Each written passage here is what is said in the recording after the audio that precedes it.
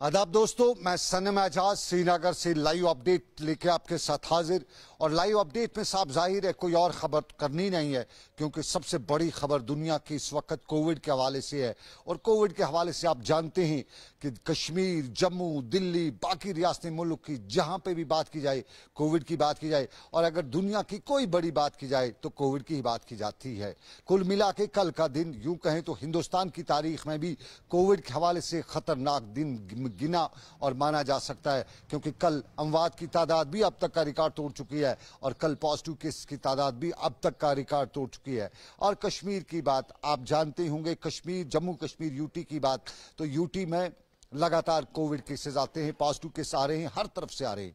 कल भी positive cases, और ये तादाद हिंसों की तादाद में नहीं है, बल्कि दसियों में भी नहीं है, हजारों में तो नहीं है, लेकिन 100 में जरूर है। कल भी 100-200 आज के हवाले से अभी तक अपडेट यही है कि हालात संगीन है। और अमवात का मामला जो है दर्जनों में अब आ ही रहा है।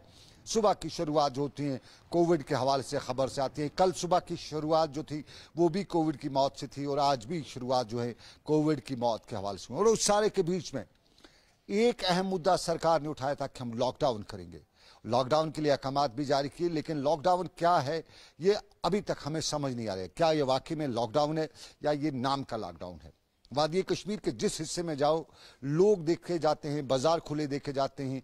अगरचे आज डीसी श्रीनगर ने बाज़ाब्ता तौर पे ऑर्डर भी जारी किया है कि जो रेड जोन एरियाज नहीं है वहां पे कुछ तजारती सरगर्मियां शुरू की जा सकती हैं, लेकिन उन्होंने ये भी साथ में उस ऑर्डर में लिखा है कि जो SOPs को फॉलो नहीं किया जाया करेगा उसके खिलाफ सख्त कार्रवाई हो जाएगी।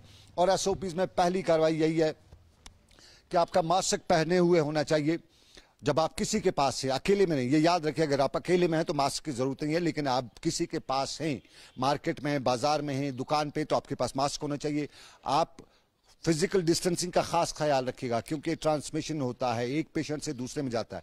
और बाकी जो है SOPs वो सब लोगों को मालूम है। इंपॉर्टेंट बात आपको कश्मीर के हवाले से बताना चलूं, कल हमारे एक साथी, जर्नलिस्ट साथी रमीज मखदूमी की वालदा का इंतकाल होता है, और रमीज मखदूमी ने उसका वीडियो उठाया कि उसको एम्बुलेंस नहीं देगी, उसको इंफ्रास्ट्रक्चर नहीं देगा, वेट करना पड़ा उसका।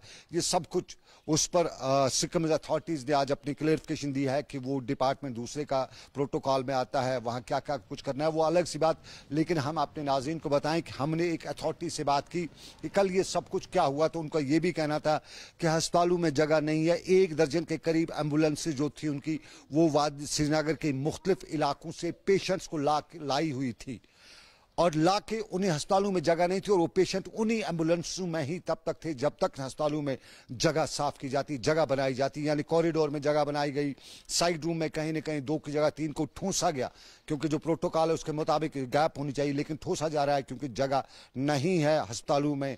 आपको मालूम होगा श्रीनगर के सिक्किमज ने अब जो 7 वाला सराय जो है उसको भी हॉस्पिटल बनाया है, और बहुत सा जो जुगाड़ी अस्पताल है वो बनाए जा रहे हैं ताकि जो फ्लो है पेशेंट्स का, क्योंकि रोज के 300 पेशेंट्स आना और उनके लिए आगे जगह हमारे यहाँ इंफ्रास्ट्रक्चर नहीं है।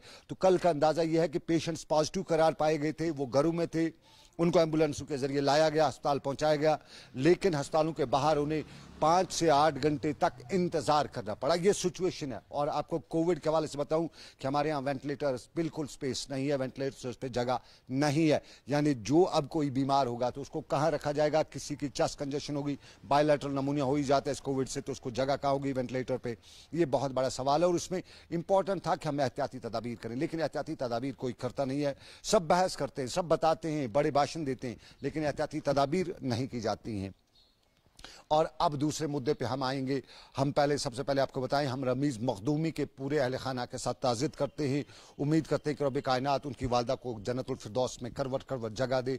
और एक और बात रमीज मखदूमी के अहल खाना ने हमें बताया, और रमीज ने बताया कि कल उनका जो मदर का 4th सेरेमनी फंक्शन होगा, उस हवाले से कोई बड़ी तकरीब नहीं होगी, किसी को वहाँ आने की इजाज़त नहीं होगी। और आप भी ख्याल रखिएगा कि इन दिनों जहाँ कहीं मौत हो जाती है तो वहाँ पर इन चीज़ों का ख्याल रखिए। कोई ताज़ियत इन दिनों होती है, ताज़ियत इजाज़त, लेकिन वो जो गैदरिंग वगैरह होती हैं वो उसकी इजाज़त नहीं है। और रमीज़ के घर में भी गैदरिंग की इजाज़त नहीं है और रमीज़ के घर में है भी नहीं ये गैदरिंग, ये इस हवाले से। लेकिन कल आपको याद होगा, पिछले दिनों से शुरू अगर करें तो बांडीपुरा से बीजेपी के 3 लीडरान पर हमला होता है, तीनों मारे जाते हैं और ये एक ही घर से, एक ही फैमिली से ताल्लुक़ रखते हैं। और उसके बाद बहुत डर, बहुत खौफ दौड़ता है, खासतौर पे बीजेपी कारकुनों में।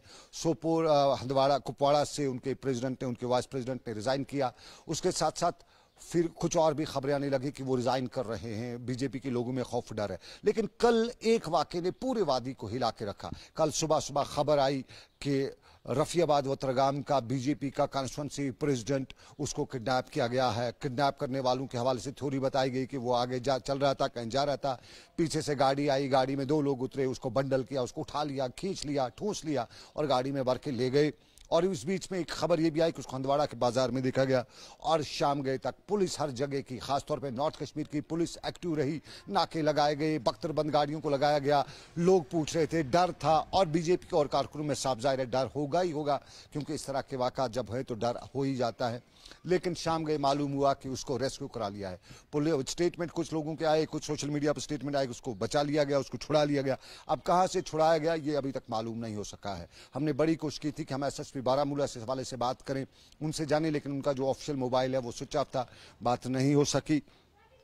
लेकिन हमने भी इस मामले की खोज करने की कोशिश की। हमने वहाँ के लोकल लोगों से बात की। कोई भी कल शाम से जैसे रेस्क्यू का मामला उनका आया, खबर आई, तो कोई उस थ्योरी को मानने को तैयार नहीं था, क्योंकि अपने अपने हवाले से थ्योरीज दी जाती है। एक बताया जाता था कि मिलिटेंट अगर इस तरह के वाक़ात में किसी को अगवा कर लेते हैं तो खास तौर पे जो बड़ी लेवल का, एक तो जो लोकल बीडीसी है उसका वाइस प्रेसिडेंट हो, उसके साथ साथ वो कॉन्स्टिट्यूंसी हेड हो, तो इस तरह के वाक़ात में वो छोड़ते नहीं हैं, वो बहुत ही ख़तरनाक उसका वो अंजाम कर देते हैं। और दूसरा ये कि अगर कभी छोड़ भी जाएं तो एक आध गोली टांग में मार जाते हैं।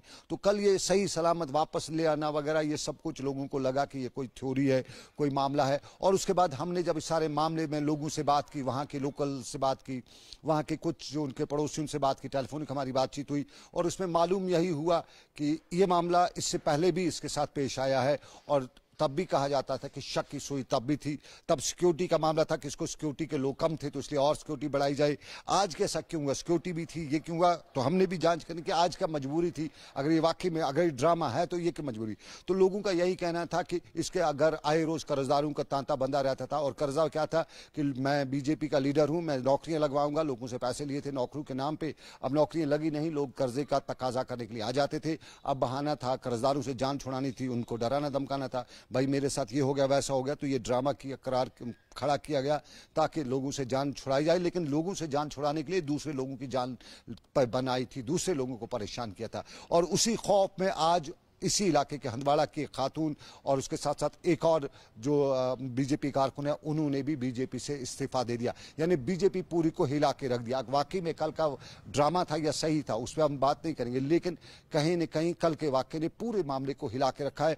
और आज भी जहां पे भी बात की जाए, कहा जाता था कि बीजेपी के इस कारकुन के खिलाफ पुलिस कार्रवाई करे, पूरी तरह इस मामले की तहकीकात करे, और ये क्या हो रहा है, क्यों ऐसा किया उसने, इस पीछे के महरिकात को देखने कुछ। और ये पैसे का खेल जो है कि ये लोग जो हैं, जो पॉलिटिशियन हैं, और खास तौर पे आजकल बीजेपी पावर में, तो बीजेपी के लोग जो है वो लोगों से पैसा बटोरते हैं, ईंटते हैं लोगों से पैसा, नौकरियों के नाम पर, ट्रांसफर्स के नाम पर, कामों के नाम पर। तो इस पे इस वक्त इंतजामिया देखे, और खुद बीजेपी की टॉप लीडरशिप है वो देखे कि वो जहाँ जहाँ अपनी जो लेटर देते हैं, चिट्ठी देते हैं कि फलाने को फलानी जगह ट्रांसफ़र किया जाए या फलानी को फलानी चीज़ की जाए, तो पहले उसको देखे कि वाकई में ये जेन्युइन है या इसके पीछे ये पैसे लिए गए हैं, और पैसे लेके ये ट्रांसफर्स, ये नौकरीज, ये अदला बदली, ये सब कुछ किया जा रहा है। ये वो मामला कश्मीर के जो अक्सर देखे जाते हैं, और पॉलिटिशियंस इसके लिए काफ़ी बदनाम भी हैं।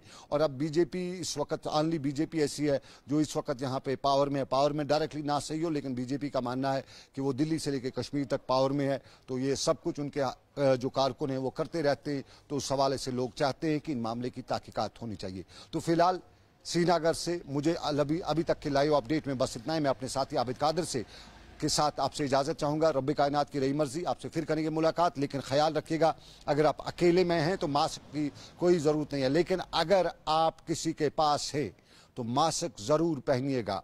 ख्याल रखिएगा। मास्क आपकी ज़िंदगी बचा सकती है। 2 गज की दूरी आपको ज़मीन के ऊपर रखेगी, और 2 गज की दूरी नहीं अपनाई तो ये ज़मीन के नीचे 2 गज आपको दफना भी सकती है। तो ख्याल और उम्मीद के साथ आपसे लेंगे इजाज़त। अल्लाह हाफिज़।